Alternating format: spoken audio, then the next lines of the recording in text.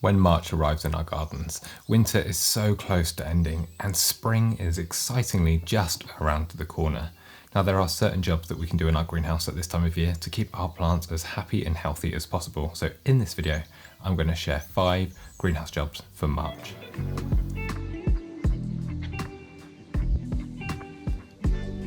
Now I find the easiest way to keep on top of any aphid infestations is just to keep a close eye on your plants. Now you can see on this young Casonia, up the stem there is a small and manageable population of aphids. Now the easiest way to handle aphids is just to rub them off the stem, gently run your thumb and finger over the foliage. Don't squeeze really hard because you're going to damage the stem, you're going to damage these young leaves that are so tempting to aphids. But that is a really good chemical-free way to manage the pests. Any that have fallen onto the soil there, just eradicate them like that. Aphids absolutely love tender young shoots like this. And when you get an aphid infestation, it doesn't take long for them to create such a huge population that they just suck the life out of your plants. So keeping on top of them like that, nice and early, will keep your greenhouse and propagator plants really, really happy and healthy. The next thing I'd recommend you do is keep an eye out for mold forming in your greenhouse or propagators. And you can see down here the very in-demand Brassioopsis mitis cuttings. Some are doing better than others, and this one has a regrettable covering of fungus at the top, which means that this stem probably isn't going to root. So I'm just going to remove this from the propagator because I don't want this mold to spread onto any of the other plants. And I suspect if we place it down, yeah, it's going soft. You can see the spores spreading there, just drifting away. That is exactly what we don't want. Now, if this stem is soft, I'm going to completely remove it from the greenhouse. No, there's no signs of growth.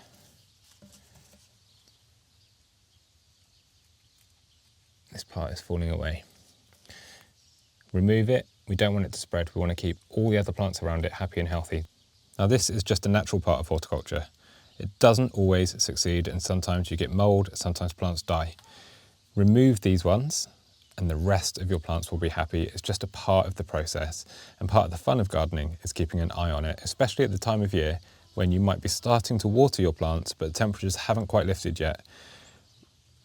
Fungus and molds like this absolutely thrive in cool, damp conditions, so really do keep an eye on it.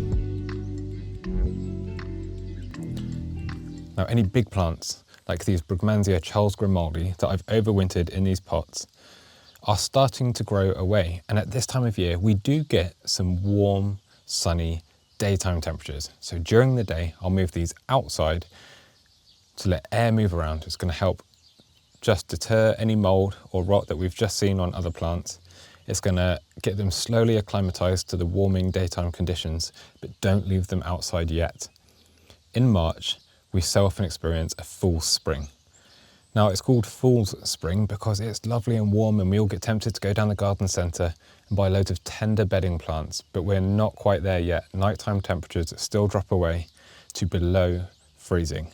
So make sure, if you are putting your plants out, to give them a breath of fresh air and a bit of sunlight. Bring them back in and keep them frost-free, your tender plants that is, until spring has truly arrived. Now, certain seeds benefit from having a long growing season. By sowing them in February or March to give them as long a period as possible, we're going to be able to enjoy their flowers or fruits or whatever it is you're growing them for. Now here, I'm sowing seeds for chilies. Now chilies really, really benefit from a long growing season. So I'm going to start them in early March. It's going to give them a long time to become established plants, to produce flowers, to get them pollinated. And those pollinated flowers will of course swell into delicious and spicy chili fruits. Now I'm sowing these into a sieved multi-purpose peat-free compost, and this works perfectly fine for me. I just distribute them evenly over the surface of the soil and then lightly cover before watering. The 2 varieties that I'm growing here are jalapenos, because I absolutely love their slightly mild fruity flavour, and early cayennes, which I'm going to hopefully grow enough to dry them out and grind them up into a powder that I can use to season my cooking, because I do like my food nice and spicy. Now you'll notice that I'm sowing up multiple chili varieties here, so always label your seeds. At this time of year, we are sowing lots of seeds and they will easily get mixed up. I promise you will forget if you don't label. I always do. So label your plants, put the date that you've sown them onto so you know roughly how long to expect for germination. I'll give them a good water, not like I'm doing here, because you can see the seeds that have just floated up and I've undone all my hard work. So water them lightly or soak the trays from the bottom.